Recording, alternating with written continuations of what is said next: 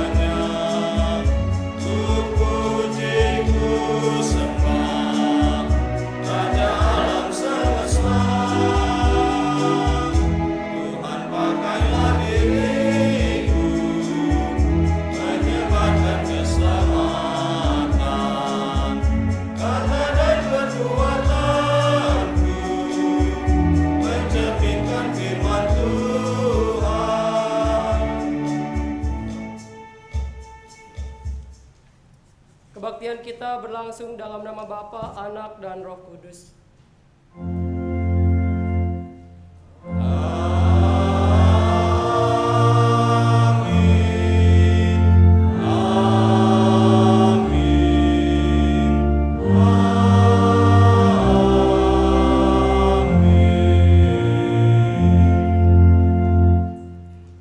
Kasih karunia dan damai sejahtera dari Allah Bapa kita dan dari Tuhan Yesus Kristus menyertai saudara-saudari sekalian.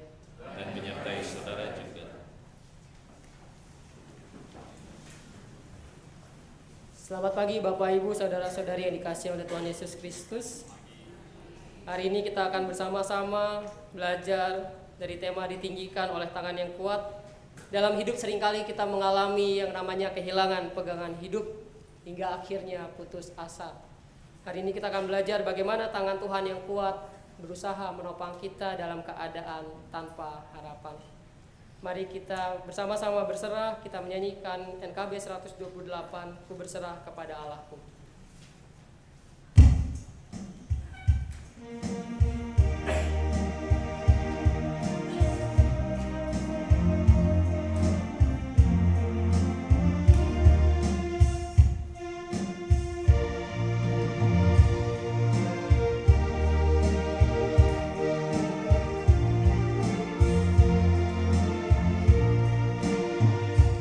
Berserah kepada Allahku, di darat pun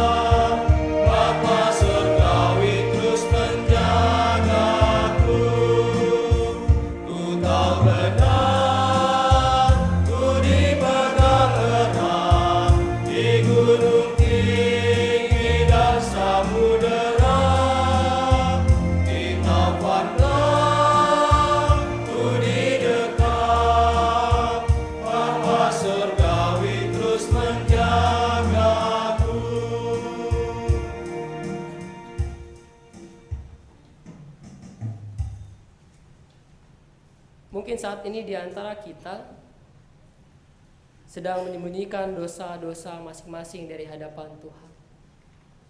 Kita takut dan malu Tuhan tahu dosa kita. Padahal sebelum kita mengaku, Tuhan sudah tahu. Karena itu mari bersama-sama kita akan mengaku secara dosa pribadi di hadapan Tuhan. Mari kita berdoa. Saya persilakan kepada Bapak, Ibu, saudara-saudari untuk mengaku dosa secara pribadi di hadapan Tuhan.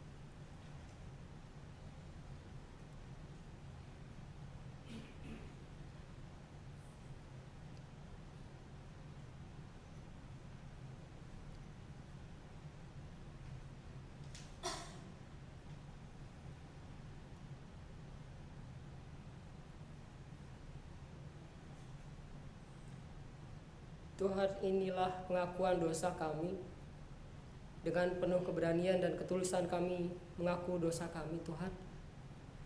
Kami bersyukur punya Allah yang Maha Pengampun, yang mengampuni setiap kesalahan dan dosa kami.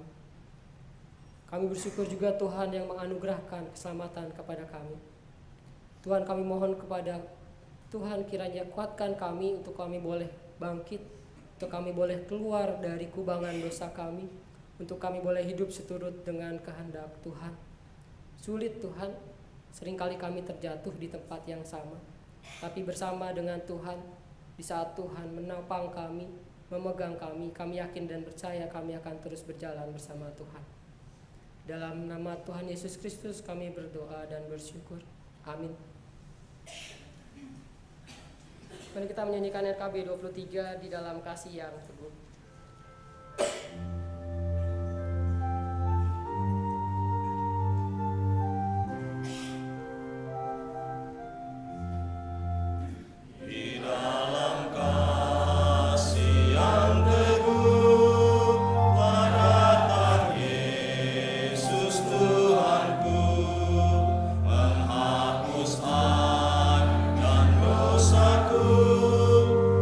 Dia mengampuni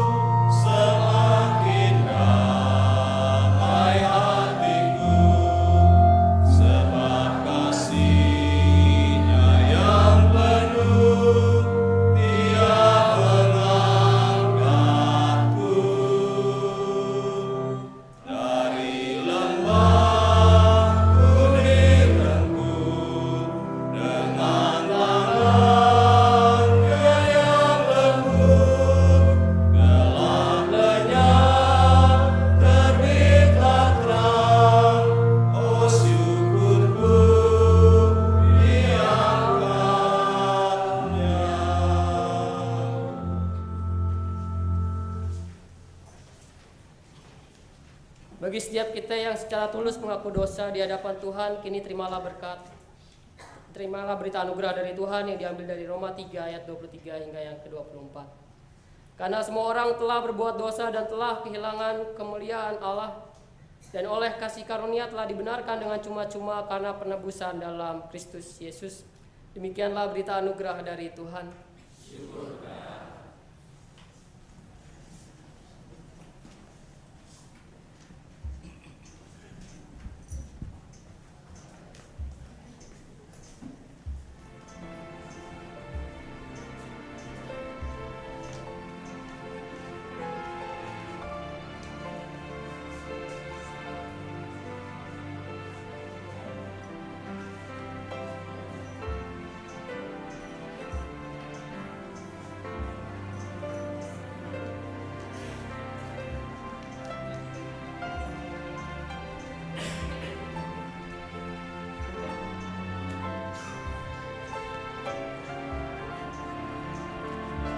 PKJ 266 dalam nama Yesus Tuhanku.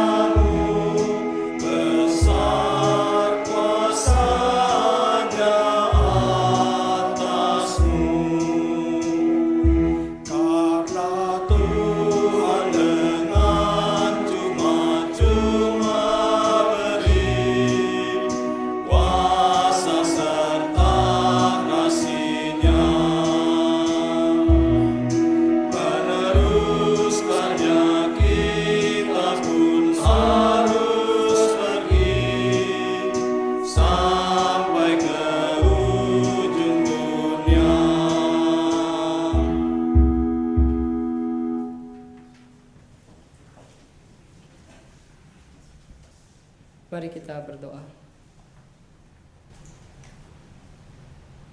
Kami bersyukur atas limpahan rahmat Tuhan yang terus mengalir dalam kehidupan kami. Kami bersyukur atas kesempatan pagi ini kami bersama akan membaca, merenungkan firman-Mu. Namun kami sadar Tuhan, sebagai manusia kami terbatas. Kami seringkali sulit menangkap firman Tuhan, terlebih lagi sulit melakukannya dalam kehidupan kami. Oleh karena itu saat ini kami memohonkan hikmat dari Tuhan, agar kami mengerti apa yang kami baca, agar kami mengerti apa yang kami renungkan, dan berikan kami kemampuan agar kami mampu melakukan firman-Mu dalam kehidupan kami. Dalam nama Tuhan Yesus Kristus kami berdoa dan mengucap syukur. Amin.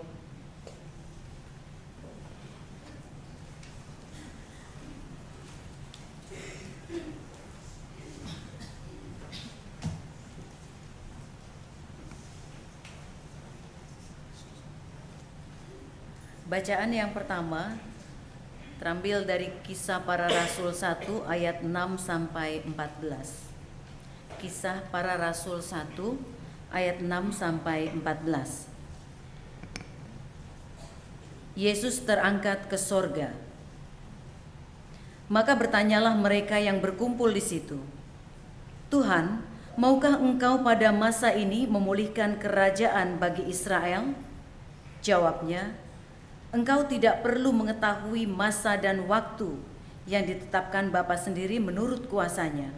Tetapi kamu akan menerima kuasa kalau Roh Kudus turun ke atas kamu, dan kamu akan menjadi saksiku di Yerusalem dan di seluruh Yudea dan Samaria dan sampai ke ujung bumi." Sesudah ia mengatakan demikian, terangkatlah ia disaksikan oleh mereka, dan awan menutupnya dari pandangan mereka. Ketika mereka sedang menatap ke langit waktu ia naik itu, tiba-tiba berdirilah 2 orang yang berpakaian putih dekat mereka dan berkata kepada mereka, "Hai orang-orang Galilea, mengapakah kamu berdiri melihat ke langit? Yesus ini yang terangkat ke sorga meninggalkan kamu akan datang kembali dengan cara yang sama seperti kamu melihat dia naik ke sorga." Maka kembalilah rasul-rasul itu ke Yerusalem dari bukit yang disebut Bukit Zaitun, yang hanya seperjalanan sabat jauhnya dari Yerusalem. Setelah mereka tiba di kota, naiklah mereka ke ruang atas, tempat mereka menumpang. Mereka itu ialah Petrus dan Yohanes, Yakobus dan Andreas, Filipus dan Thomas, Bartolomeus dan Matius, Yakobus bin Alfeus, dan Simon orang Zelot, dan Yudas bin Yakobus. Mereka semua bertekun dengan sehati dalam doa bersama-sama dengan beberapa perempuan, serta Maria ibu Yesus, dan dengan saudara-saudara Yesus. Demikianlah sabda Tuhan. Syukur kepada Allah.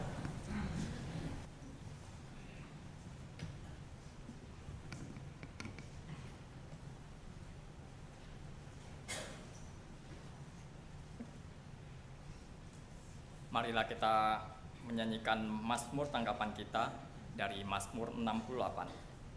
Kantor akan menyanyikan refnya pertama kali, selanjutnya oleh jemaat.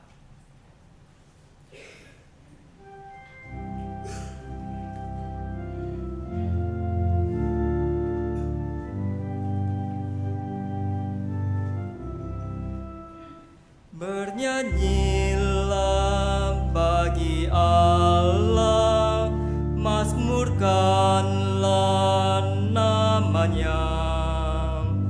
Buatlah jalan bagi Dia yang berkendaraan melintasi awan. Namanya ialah Tuhan. Beria-rialah di hadapannya. Bernyanyilah bagi Allah, mazmurkanlah namanya. Buatlah jalan bagi Dia yang berkendaraan melintasi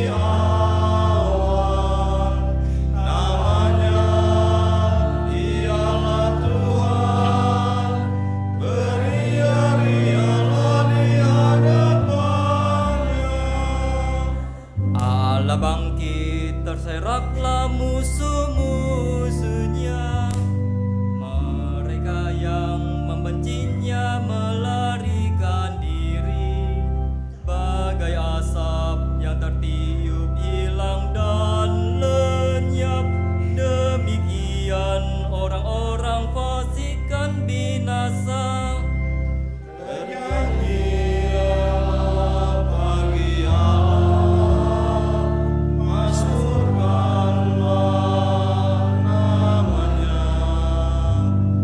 Buatlah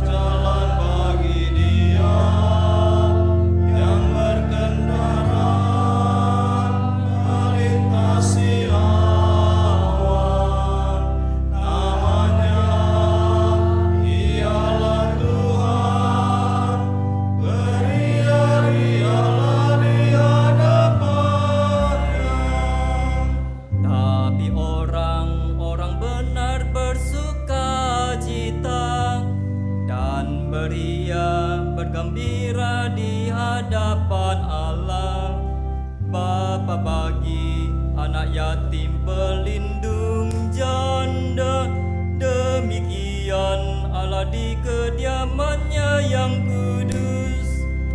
Bernyanyilah bagi Allah, mazmurkanlah namanya. Buatlah jalan bagi Dia yang berkendara melintasi awan. Namanya ialah Tuhan, beria-rialah di hadapannya.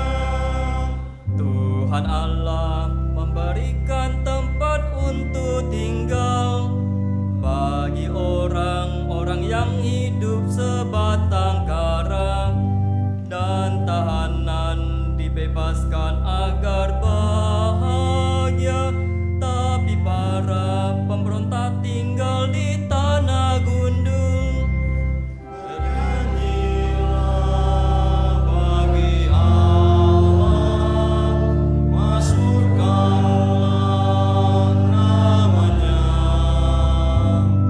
Buatlah jalan bagi Dia yang berkendara melintasi awan.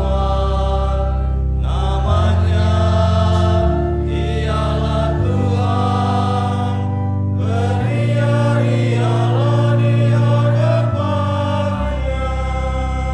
Saat engkau maju perang di depan umatmu, saat engkau melangkah di padang belantara, bumi goncang bahkan langit curahkan hujan, dan Sinai pun bergoyang di hadapan Allah.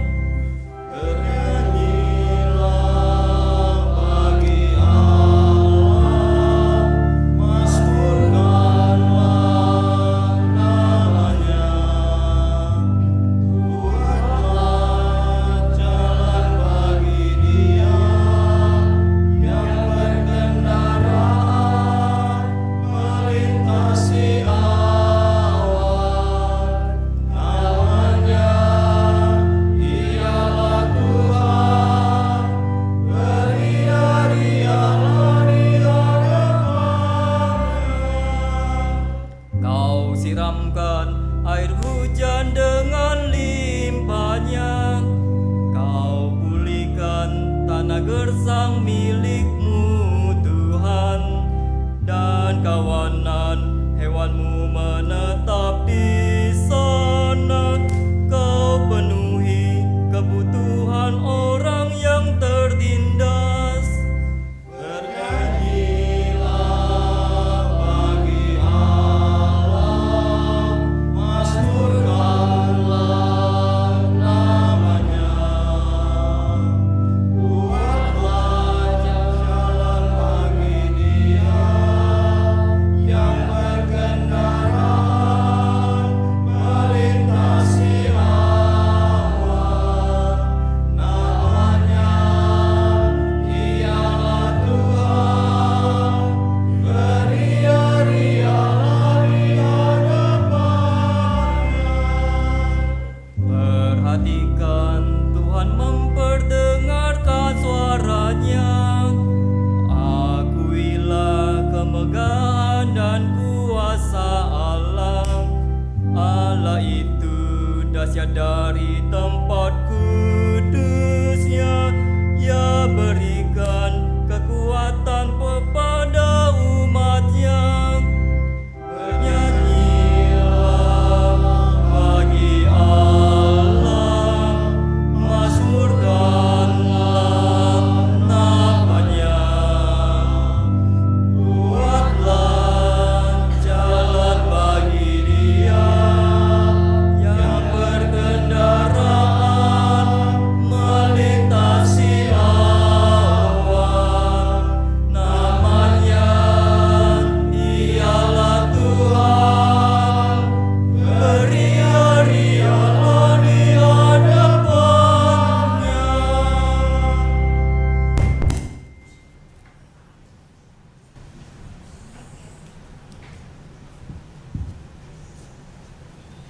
Bacaan kedua diambil dari 1 Petrus 4 ayat 12.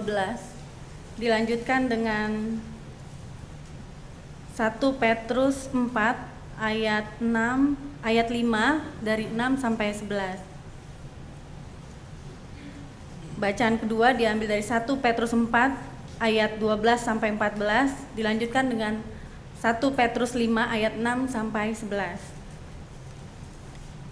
1 Petrus 4 ayat 12 sampai 14.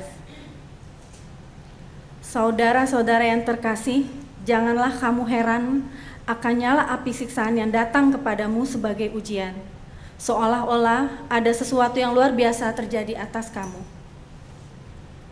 Sebaliknya, bersukacitalah sesuai dengan bagian yang kamu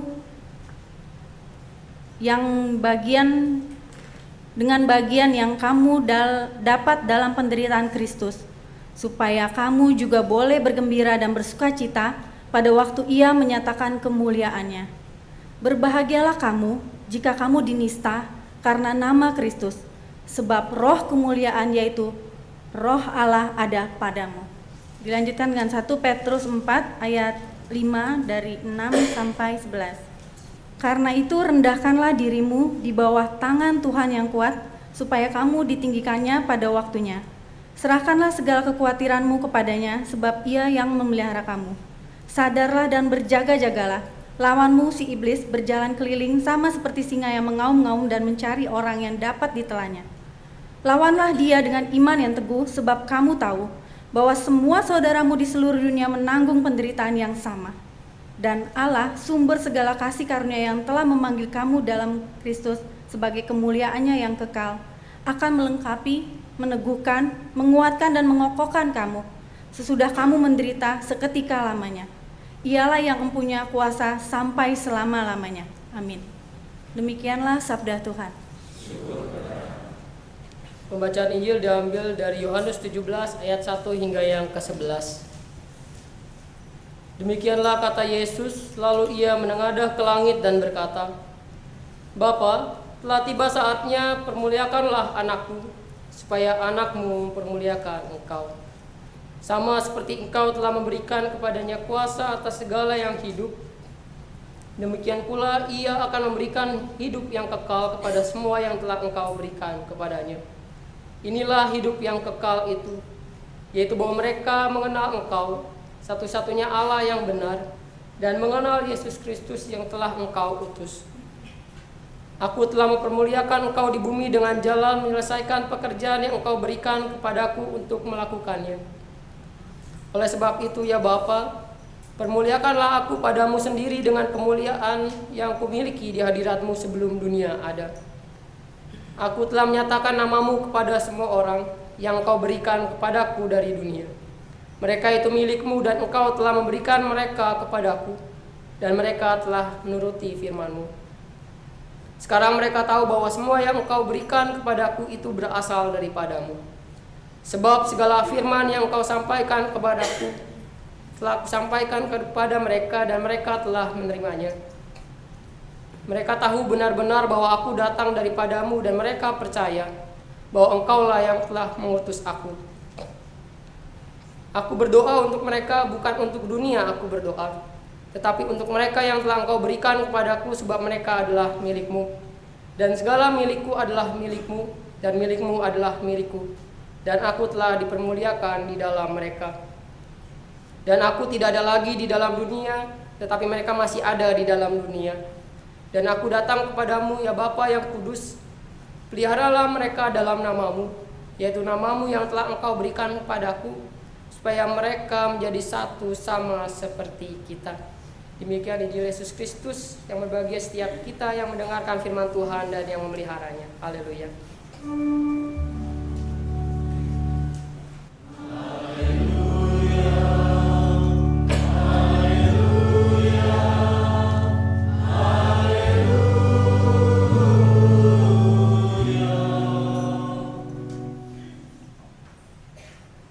Mungkin di antara kita yang hadir saat ini pernah ada yang merasa kehilangan pegangan hidup. Punya uang namun tidak merasakan maknanya. Punya kekuasaan namun tak mengerti untuk apa. Punya anak namun merasa tak berguna. Masih muda namun tak tahu mau apa. Atau mungkin dari antara kita belum pernah merasakan yang namanya pegangan hidup. Belum pernah merasakan apa sih ketika kehilangan pegangan hidup, apa yang dirasakan. Silakan Bapak Ibu Saudara-saudari tanya kepada mereka yang pernah kehilangan pegangan hidup. Tanyakan kepada orang tua yang punya anak autis.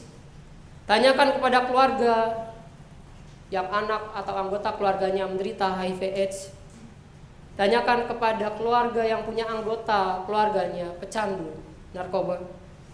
Tanyakan kepada anggota keluarga yang anggota keluarganya pernah diperkosa. Tanyakan kepada suami atau istri yang baru saja diselingkuhi. Tanyakan kepada mereka yang hari ini lapar dan esok entah mau makan apa, tidak tahu karena tidak punya uang. Tanyakan kepada mereka yang baru saja dihianati oleh orang yang mereka sangat percaya. Tanyakan kepada mereka yang menyimpan dosa bertahun-tahun tapi tidak mau dibagikan kepada siapapun. Tanyakan kepada mereka yang baru pacaran lalu diputuskan. Tanyakan kepada mereka yang sudah 5 tahun pacaran lalu diputuskan. Atau tanyakan kepada mereka yang sudah 20 tahun menikah lalu bercerai. Tanyakan kepada mereka semua apa artinya kehilangan pegangan hidup. Kalau kita tidak pernah merasakannya. Kehilangan pegangan hidup seringkali membuat kita putus asa, Bapak Ibu. Putus asa dan akhirnya kita tidak tahu apa yang harus kita lakukan. Dan keputusasaan itu seringkali membuahkan tindakan kriminal dan irasional. Irasional artinya tidak masuk akal begitu ya. Tindakan kriminal misalnya mereka ketika putus asa itu karena kehilangan pegangan hidup, maka banyak di antara kita yang akan mencuri, merampok, bahkan sampai membunuh. Kalau Bapak Ibu pernah baca beberapa berita belum lama ini gitu ya. Mantan pacar kekasih membunuh mantannya. Bahkan sampai dimutilasi. Bapak Ibu bisa perhatikan bahwa ternyata putus asa, kehilangan pegangan hidup membuat seseorang melakukan tindakan kriminal atau tindakan yang lainnya. Dan tindakan irasional, karena nggak tahu udah mau ngapain lagi, karena sudah bercerai begitu ya, kehidupan terasa berantakan, tidak tahu harus berpegang pada siapa, tidak tahu harus berharap pada siapa, karena anak juga di rumah sudah tidak mau mendengar, bahkan keadaan anak seperti yang tadi begitu, ada yang autis, ada yang mengidap HIV/AIDS, mulailah kehilangan pegangan hidup, mulailah melakukan tindakan-tindakan irasional, atau mungkin yang mengalami itu misalnya dia sendiri kena HIV/AIDS, dia sendiri kena dia jadi pecandu begitu ya, dia sendiri yang mengalami pemerkosaan, kehilangan pegangan hidup lalu putus asa dan akhirnya melakukan tindakan-tindakan yang nggak masuk akal seperti bunuh diri, ngedrugs begitu ya, pakai obat-obatan, mabuk-mabukan, bahkan sampai mungkin ada yang jadi bandar narkoba begitu ya. Ya sudahlah, saya sudah berantakan, saya buat semuanya sekalian berantakan. Anak saya merasakan bagaimana pakai narkoba, saya ingin semua anak di Indonesia kena pakai narkoba, itu nggak masuk akal begitu ya. Dia merasakan penderitaan bagaimana anaknya kena narkoba, tapi karena sudah putus asa, akhirnya dia ingin semua anak kena narkoba. Bapak Ibu perhatikan ketika kehilangan pegangan hidup, putus asa menghampiri dan tindakan kriminal serta irasional pun ikut masuk. Kalau kita baca tadi dari Kisah Para Rasul, kita lihat juga murid-murid Yesus pun mengalami kehilangan pegangan hidup. Selama 3 tahun mereka bersama-sama dengan Yesus dan tiba-tiba Yesus harus naik, harus pergi dari mereka. Mereka harus berpegang dengan siapa lagi? Bahkan sampai permintaan terakhir mereka pun tidak dikabulkan gitu ya. Kalau kita baca tadi Kisah Para Rasul 1 ayat yang ke-6, mereka akan minta, Tuhan maukah engkau pada masa ini memulihkan kerajaan bagi Israel? Oke Tuhan boleh pergi, Tuhan boleh naik, tapi tolong pulihkanlah kerajaan Israel saat ini. Tapi justru Yesus tidak mengabulkan seperti yang mereka minta. Padahal mereka, itu adalah permintaan terakhir mereka bertemu dengan Yesus. Engkau tidak perlu mengetahui masa dan waktu yang ditetapkan Bapa sendiri menurut kuasanya. Dalam keadaan kehilangan pegangan hidup itu, kita akan lihat bagaimana nanti murid Yesus mengatasi itu. Kita juga lihat dalam 1 Petrus, Bapak Ibu, kalau minggu-minggu ini kita baca dalam leksionari tentang 1 Petrus, bagaimana keadaan jemaat non-Yahudi ketika surat Petrus itu dialamatkan, ditujukan, mereka sangat tertindas, bahkan tertindas dalam 2 penderitaan. Satu, karena mereka Kristen. Mereka harus ditindas karena mereka Kristen. Kedua, karena struktur sosialnya, dan mereka benar-benar terhimpit. Kalau di Kristen, mungkin kalau di Indonesia, yang sulit itu, saya nggak tahu apakah sekarang masih gitu ya. Kalau dulu mama saya masih agak sulit karena mama kan Chinese. Mungkin seperti itu gitu ya, Chinese agak sulit secara struktur sosial masyarakat, mengurus apa-apa susah. Apalagi kalau namanya masih nama Chinese gitu ya. Nama mama kan masih Chia Gioknyo, bikin semuanya susah. Dan itu yang dialami oleh orang-orang Kristen non-Yahudi di mana surat Petrus 1 dialamatkan.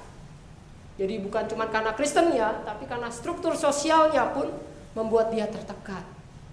Dalam keadaan itu, mereka kehilangan pegangan hidup, tapi Petrus menasihatkan.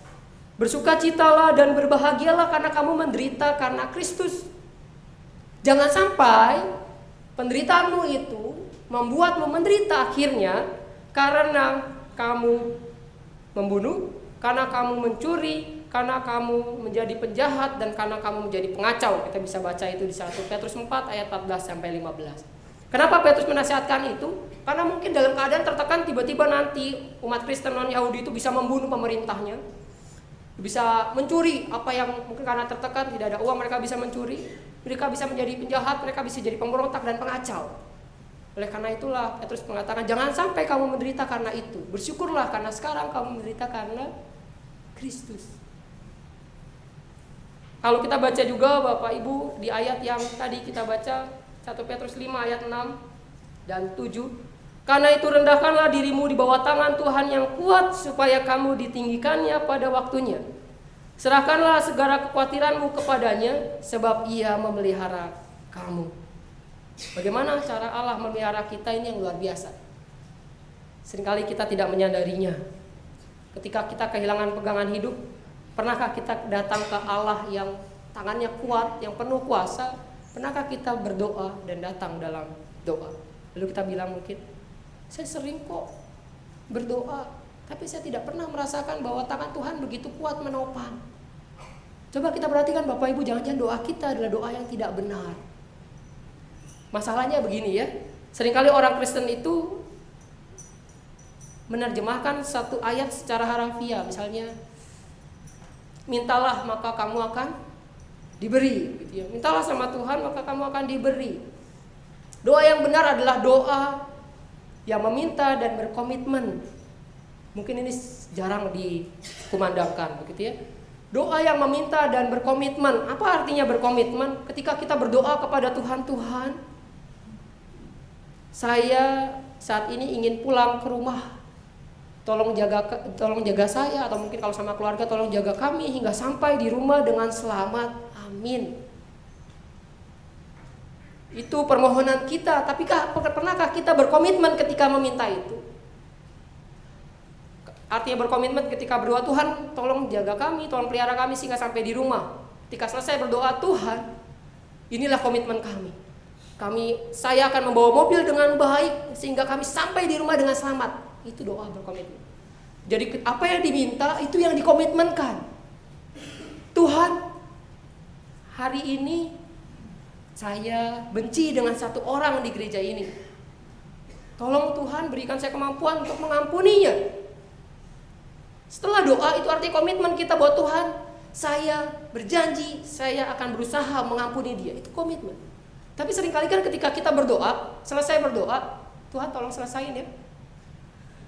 Tuhan saya ingin pulang, tolong jaga saya sampai rumah. Oke, terus kita bawa mobil seenaknya karena Tuhan akan jaga. Gimana komitmennya? Seringkali kan doanya begitu ya. Tuhan, saya lapar. Kirimkanlah berkat-Mu hari ini, terus diem aja di rumah. Ketika kita berdoa dan berkomitmen, Tuhan saya lapar, tolong kirimkan berkat-Mu. Oke Tuhan, saya berkomitmen, saya lapar, saya akan cari kerja. Saya akan berusaha. Ada komitmen di sana, tapi seringkali enggak. Atau mungkin kita terpatok dengan satu istilah, do your best and God do the rest, begitu ya. Lakukanlah yang terbaik, Tuhan akan akan melakukan sisanya. Tuhan dikasih sisa. Oleh karena itu ketika kita sudah mentok baru Tuhan ini sisanya. Gitu ya. Jadi ketika kita berdoa jangan-jangan itu sisa-sisa kita. Sisa-sisa kita nggak sanggup. Tuhan, saya sudah tidak sanggup dengan suami dan istri saya, Tuhan. Berikanlah saya kekuatan untuk bisa menerima dia apa adanya, gitu ya. Dan itu sisa-sisa kita. Dosen saya pernah mengatakan gini, kenapa nggak dibalik?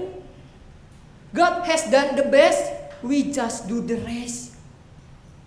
Tuhan sudah melakukan yang terbaik, kita hanya melakukan sisanya. Itulah kenapa ketika kita berdoa, kita berkomitmen. Tuhan tolong jaga kami akan pulang ke rumah, pelihara kami sehingga sampai di rumah dengan selamat. Tuhan sudah melakukan bagiannya, Tuhan akan jaga dan pelihara kita. Sekarang sisanya yang kita lakukan, yaitu bawa mobil dengan baik. Gitu ya. Atau mungkin kita punya masalah lain, Tuhan, hari ini saya bertengkar dengan istri saya. Saya sakit hati, Tuhan.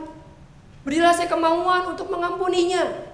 Oke, Tuhan sudah bekerja dan bekerja dalam hati Bapak Ibu untuk berusaha agar Bapak Ibu mau mengampuni sekarang. Tinggal Bapak Ibu melakukan sisanya itu datang ke istri atau sama Bapak Ibu. Lalu perbaiki hubungan Bapak Ibu. Tapi seringkali kan doa kita gak gitu ya. Doa kita mentok sampai di amin. Dan lalu kita percaya semua akan terjadi dengan amin itu. Karena kita berprinsip bahwa kan ini udah sisanya Tuhan, begitu ya. Saya sudah melakukan yang terbaik, Tuhan lakukanlah sisanya. Tuhan, saya mau dapat kerja, Tuhan, tolong Tuhan. Saya tidak dapat kerja. Saya sudah, mungkin jangan-jangan baru berdoa itu setelah 5 tahun nyari kerja gak dapat gitu ya. Baru datang ke Tuhan, Tuhan saya gak dapat kerja selama 5 tahun. Lakukanlah pekerjaan Tuhan, terjadilah dalam hidup kami, terjadilah dalam hidupan saya. Saya yakin pasti Tuhan akan memberikan saya pekerjaan. Amin. Lalu berharap setelah itu dapat kerja. Gitu ya. Jadi Bapak Ibu ketika ingin Tuhan mengulurkan tangannya yang kuat, dan tangan yang kuat Tuhan itu ingin bekerja dalam kehidupan kita, berdoalah yang berkomitmen. Jangan pernah berikan Tuhan sisa. Karena sampai malam pun kita sering ngasih Tuhan sisa kan ya. Bahkan dalam doa kita. Tuhan, biarlah sisa malam ini, biarlah sisa hari ini aku beri kepada Tuhan. Biarlah Tuhan jaga, gitu ya. Jangan-jangan sisanya juga baru 5 menit, sisa 5 menit gitu ya. Jam 23, pukul 23.55 baru berdoa. Tuhan, sisa 5 menit ini kuberikan kepada Tuhan. 23 jam 55 menit lalu ngapain gitu ya. Seringkali kan dalam hidup doa kita adalah doa sisa-sisa. Bukan doa yang Tuhan lakukanlah yang terbaik, kami akan melakukan sisanya. Gitu ya. Jadi Bapak Ibu ketika kita mengalami sebuah keterpurukan dan ingin Tuhan mengangkat kita dengan tangan yang kuat, berdoalah secara berkomitmen. Apa yang ingin Bapak Ibu doakan? Tuhan, anak saya autis, berikan saya kemampuan untuk menjaga dan memeliharanya, dan ajarlah saya menerimanya, untuk mendidik dia menjadi anak yang berguna di tengah keterbatasannya. Selesai berdoa, lakukan apa yang didoakan. Itu komitmen. Doa yang berkomitmen. Sekali lagi, apakah kita termasuk yang di sana? Pernahkah kita berdoa seperti itu? Atau sama sekali tidak pernah? Lalu Bapak Ibu, kita juga akan lihat bagaimana cara Allah memelihara kita selain dengan doa yang berkomitmen. Dengan persekutuan, dengan komunitas. Kalau kita baca tadi ya Kisah Para Rasul ayat yang ke-14, mereka bertekun, bersehati, berdoa bersama. Kita punya masalah, bagi apa yang kita punya. Kalau dosa gimana gitu ya? Seringkali kan saya punya dosa nih, apakah perlu dibagi juga? Saya punya masalah yang menyakitkan, apakah perlu dibagi juga? Bapak Ibu bisa buka Yakobus 5 ayat 16, kita akan lihat ya.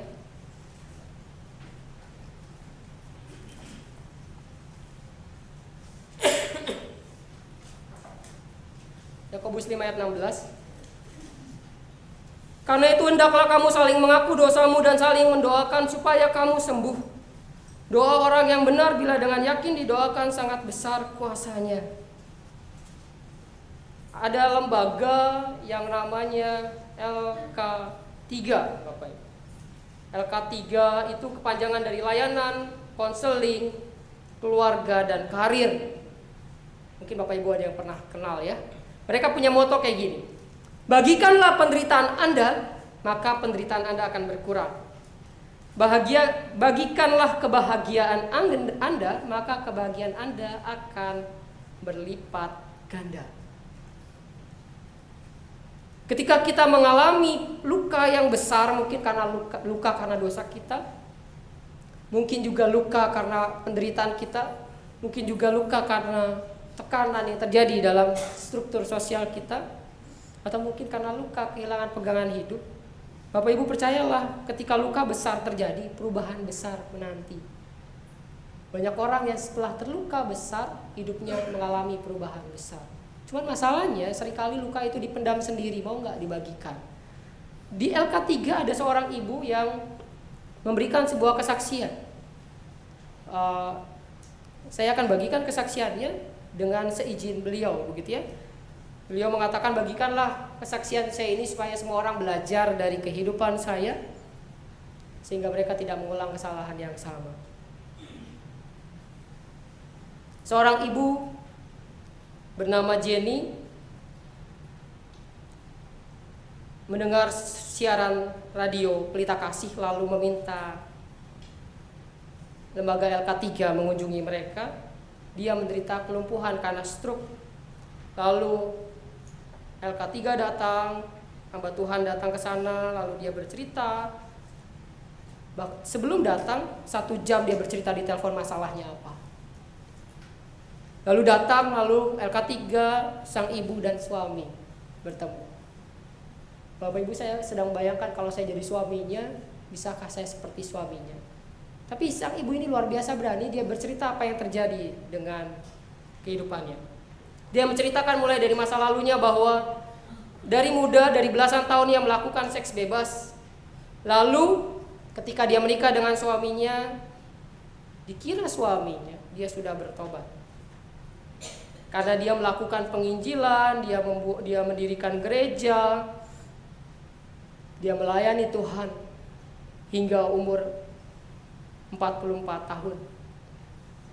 Lalu tanpa disangka-sangka, mereka sudah menikah 25 tahun, begitu ya. Tanpa disangka-sangka, saat itu juga sang ibu itu menangis, dan dia mengaku bahwa selama 20 tahun menikah ia sudah berselingkuh dengan 5 laki-laki. Baru bayangkan kalau bapak-bapak di sini kalau dalam posisi suaminya, gitu ya. Dia mengaku selama 25 tahun dia telah berselingkuh dengan 5 laki-laki. Padahal suaminya mengira bahwa ketika menikah kebiasaan seks bebasnya telah hilang. Karena dia sudah melakukan penginjilan kemana-mana, dia telah melayani, dia telah bertobat. Dia pikir dia sudah bebas. Ternyata selama 25 tahun dia terus berselingkuh hingga akhirnya Tuhan menegur dia dengan struknya, dengan kelumpuhannya. Dan dia di sana baru sadar bahwa dia salah. Namun untuk waktu yang cukup lama dia nggak berani cerita ke siapa-siapa dosanya, masalahnya, penderitaannya, sehingga dia merasakan bahwa hidupnya mulai kehilangan pegangan hidup. Bapak Ibu, ketika kita dalam masalah dan dalam beban berat, bahkan dalam dosa yang melingkupi kita, nggak ada tempat untuk cerita, kan kita bingung sendiri ya. Sampai akhirnya mungkin banyak yang bunuh diri karena merasa bahwa sudah menjijikanlah hidupnya. Mungkin dalam keadaan itulah Bu Jenny merasa bahwa dirinya sangat menjijikan. Dan dia merasa bahwa seandainya pun suami saya tidak mengampuni, tidak masalah karena saya sadar bahwa saya menjijik. Tapi saya ingin membagikan ini, setidaknya saya ingin suami saya tahu. Dan yang menarik adalah nama suaminya Pak Hari. Pertama-tama Pak Hari susah menerima pengakuan istrinya. Jiwanya tertekan, ia harus memilih antara meninggalkan sang istri atau mengampuni. Namun saat itu terbayang salib Kristus di matanya dan terngiang-ngiang doa Kristus di telinganya. Ya Bapa, ampunilah mereka karena mereka tidak tahu apa yang mereka perbuat. Pak Hari tidak punya pilihan lain, ia mengampuni dan menerima Jenny apa adanya karena Kristus. Sementara Ibu Jenny merasa sangat bersukacita setelah mengakui dosa dan kesalahannya kepada sang suami. Setelah itu Bu Jenny merasa plong karena dia sudah menceritakan masalahnya. Dia sudah menceritakan dosanya. Bapak Ibu, ketika kita punya komunitas bersama, kita mau berbagi dengan komunitas itu, masalah kita, dosa kita, tadi kata moto LK3 begitu. Ketika kita membagi penderitaan kita berkurang. Tapi seringkali kan nggak mau. Lalu pertanyaan kita mungkin, dengan siapa kami harus percaya? Bukankah banyak sekarang tuh di dunia yang sekarang mau cerita? itu sulit karena nggak semua orang bisa dipercaya begitu ya. Makanya dalam tulisannya di buku ini di LK3 yang berkatakan carilah sahabat seperti Nathan. Tahu Nabi Nathan ya? Yang menegur Daud lalu menjaga rahasia Daud dengan baik. Kan Daud kalau tahu ceritanya lakukan perzinahan dengan Batsheba. Nathan menegur Daud, dia menjaga rahasianya. Daud bercerita, setelah itu Daud pulih. Bapak Ibu carilah rekan-rekan yang seperti itu. Carilah orang-orang di mana Bapak Ibu bisa membagikan masalah Bapak Ibu bercerita. Dan tanpa sadar mungkin orang-orang itu adalah perpanjangan tangan Tuhan yang kuat. Ingat Bapak Ibu, Tuhan itu luar biasa. Besar kuasanya, dia bisa pakai siapapun sebagai perpanjangan tangannya. Masalahnya mau nggak kita berbagi dengan orang-orang tersebut? Ketika kita berbagi Bapak Ibu, orang lain akan dikuatkan oleh masalah kita juga. Di puncak waktu itu saya pernah pergi dengan pemuda GKI Delima. Saya lupa lembaganya apa. Di sana lembaga untuk, namanya saya lupa gitu ya, tapi lembaga untuk orang-orang yang terkena narkoba lalu rehabilitasi. Menarik yang di sana yang menangani bukan, bisa dibilang ya dokter, hampir tidak terlalu diberdayakan. Pemuka agama hampir tidak diberdayakan gitu ya. Karena kata mereka orang-orang yang sudah kena narkoba ini sudah sakau dikotbahin gak bakal denger gitu ya. Jadi ketika begitu ya, hai saudara-saudara percayalah tubuhmu adalah bait Roh Kudus, gitu ya. Jadi mereka gak akan dengar katanya. Dan sulit sekali oleh karena apa yang dilakukan di tempat rehabilitasi itu. Orang yang dulu pernah kena narkoba dan sudah sembuh, atau mungkin gak sembuh-sembuh 100% gitu ya, setidaknya sudah mampu beraktivitas dengan baik. Mereka hadir di sana, mereka datang di sana, mereka jadi mentor dan berbagi. Mereka cerita, dulu saya pernah kayak kamu, gitu ya. Lalu mereka cerita bahwa dulu saya juga pernah terkena narkoba. Akhirnya kebanyakan mentor-mentor di sana adalah mantan pecandu. Mereka berbagi, akhirnya istilahnya adalah therapeutic community, komunitas yang menyembuhkan. Akhirnya komunitas itu ada terdiri dari orang-orang mantan pecandu. Dan banyak dari mereka juga yang sembuh bukan karena khotbah pemuka agama, bukan karena obat-obatan yang dipakai, tapi karena kesaksian masing-masing. Bapak Ibu lihat ya, dosa kita, masalah kita ketika dibagikan bukan cuma menyembuhkan kita tapi juga orang lain. Masalahnya kita mau atau enggak. Dan masalahnya lagi, kita yang misalnya nih, kita kan adalah orang yang bercerita. Dan sekarang ganti posisinya, kita adalah orang yang mendengarkan cerita orang lain. Bisakah kita bisa menjadi sahabat seperti termos atau sahabat seperti ember? Saya pakai dua perumpamaan itu ya, karena banyak banget sekarang sahabat-sahabat seperti ember. Atau embernya Bapak Ibu ya, apakah dibilang mulut lu ember begitu ya? Ember itu pas dituang dibalik tumpah. Termos dituang dibalik kan awet ya, bahkan Bapak Ibu taruh tas, loncat-loncat pun nggak akan tumpah. Bahkan dia bisa menjaga kehangatan untuk cukup lama. Bisakah kita jadi sahabat seperti itu? Ketika teman bercerita kita keep. Ketika mempunyai masalah, emosi luar biasa kita keep. Gak kayak ember gitu dibalik tumpah. Bisakah kita jadi sahabat seperti termos? Atau kita mau jadi mulut-mulut ember? Ketika teman yang sedang menderita justru kita beberkan kemana-mana. Yang lebih menyakitkan lagi, teman bercerita kita langsung hakimi. Saya baru berselingkuh. Wah, dosa banget kamu ya begitu ya.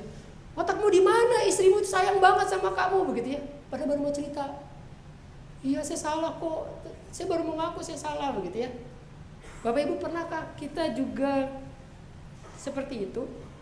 Maukah kita menjadi sahabat-sahabat orang yang sedang menderita, mungkin rekan-rekan kita, sahabat seperti termos? Dengarkanlah mereka. Jangan-jangan ketika kita mendengarkan mereka itu sudah merupakan proses penyembuhan yang sangat berarti buat mereka. Jangan sampai kita menyakiti mereka dengan satu menghakimi, kedua menyebarluaskan dosa mereka. Kita adalah perpanjangan tangan Tuhan yang kuat untuk Tuhan menyembuhkan mereka yang sedang terluka, kehilangan pegangan hidup. Pertama, untuk kita yang terluka, carilah Tuhan dalam doa. Carilah rekan-rekan yang bisa jadi sahabat kita, mendengarkan kita, di sana Tuhan bekerja. Ketiga, kalau kita sebagai orang yang diceritakan, jadilah sahabat yang mampu mendengar dengan baik dan jaga rahasia dengan baik. Amin.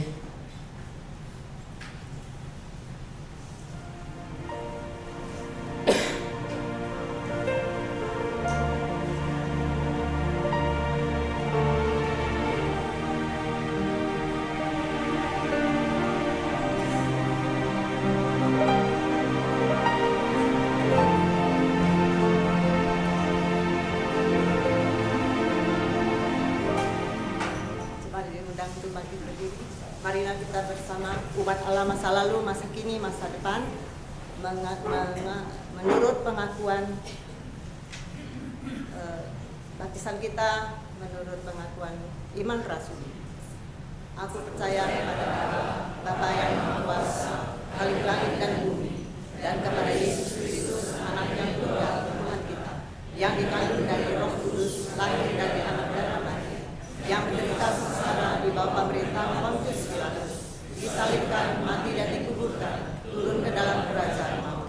Pada hari yang ketiga, bangkit pula dari antara orang mati, naik ke surga, duduk di sebelah kanan Allah, Bapa yang Maha Kuasa. Dan dari sana ia akan datang untuk menghakimi orang yang hidup dan yang mati. Aku percaya kepada Roh Kudus, Gereja yang kudus dan am, persekutuan orang kudus, pengampunan dosa, kebangkitan orang mati, dan hidup yang kekal. Silakan duduk. Mari kita mengangkat doa syafaat kita. Tuhan, kami bersyukur saat ini kami diberikan kesempatan untuk mengangkat doa syafaat kami.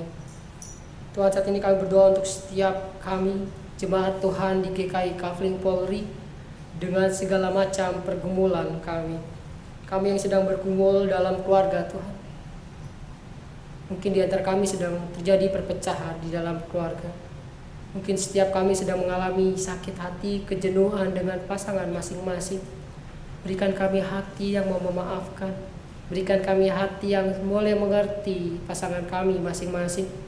Berikanlah hati yang lemah lembut, sehingga kami boleh menjaga keluarga kami yang telah Tuhan persatukan.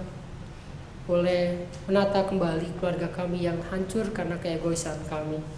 Saat ini kami juga berdoa Tuhan untuk setiap kami yang telah Tuhan beri kesempatan untuk bekerja.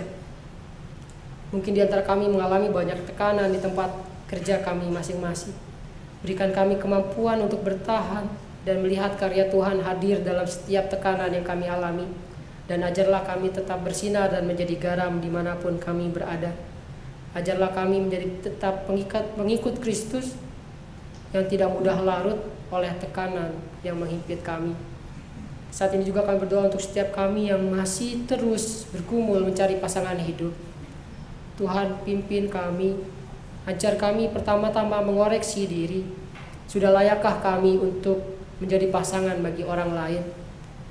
Ajarlah kami untuk bersabar dan peka mengenali kehendak Tuhan, sehingga kami mendapatkan pasangan hidup yang seturut kehendak Tuhan, yang mampu menopang kami di saat suka maupun duka. Saat ini juga kami berdoa Tuhan untuk setiap kami yang sedang sakit, yang sedang mengalami sakit tertentu. Tuhan yang tahu, Tuhan yang mengerti setiap kami. Biarlah melalui obat-obatan yang kami minum, melalui tindakan medis yang dilakukan oleh para tenaga medis, maupun perawatan kasih dari keluarga, biarlah semuanya itu boleh menguatkan, memulihkan, dan menyembuhkan kami menjalani kehidupan kami selanjutnya. Saat ini juga kami berdoa Tuhan untuk pemilu yang tidak lama lagi akan berlangsung, pemilihan presiden. Tuhan, berikan kami hikmat, berikan bangsa Indonesia ini hikmat untuk memilih siapakah pemimpin yang mampu membawa Indonesia ke arah yang lebih baik. Pemimpin yang mencintai Tuhan dan rakyat, bukan hanya mencintai diri dan kelompoknya saja. Tuhan, kami percaya ketika proses pemilihan ini berlangsung, Tuhan pun ikut turut bekerja dan campur tangan. Kami percaya Tuhan akan memberikan yang terbaik seturut dengan kehendak Tuhan. Dan ajarlah kami melakukan bagian kami sebagai warga negara yang baik, memilih, menggunakan hak suara kami dengan baik. Saat ini kami juga berdoa Tuhan untuk kegiatan seri doa Pentakosta mulai tanggal 30 Mei sampai 8 Juni. Kiranya Tuhan berkati agar semua berjalan dengan baik dan lancar. Tuhan berkati panitia, berikan kesehatan, kekuatan di tengah keterbatasan mereka. Berikan juga hikmat kepada setiap pembicara yang akan menjadi pengkhotbah pada seri 2 Pentakosta, kiranya Tuhan yang berkati.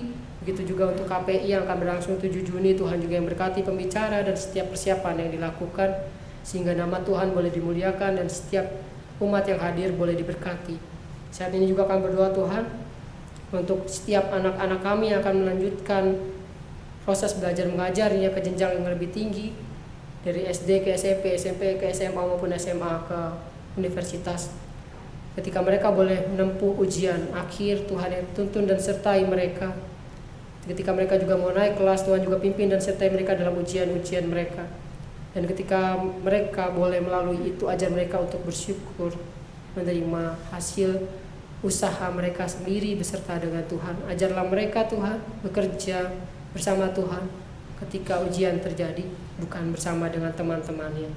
Kami serahkan doa kami hanya di dalam nama Tuhan Yesus Kristus yang kami yakin mendengar dan mengerti kami.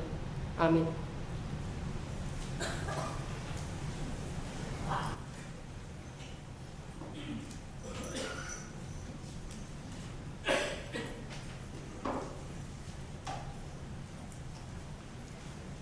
Kini saatnya diberi kesempatan bagi kita untuk memberikan persembahan. Pengantar untuk itu dari Maliaki 3 ayatnya yang ke-10. Bawalah seluruh persembahan persepuluhan itu ke dalam rumah perbendaharaan, supaya ada persediaan makanan di rumahku, dan ujilah aku, firman Tuhan semesta alam, apakah aku tidak membukakan bagimu tingkap-tingkap langit dan mencurahkan berkat kepadamu sampai berkelimpahan. Mengiringi persembahan, kita nyanyikan Kidung Jemaat 363, bait yang pertama sampai ke-4, bagi Yesus kuserahkan.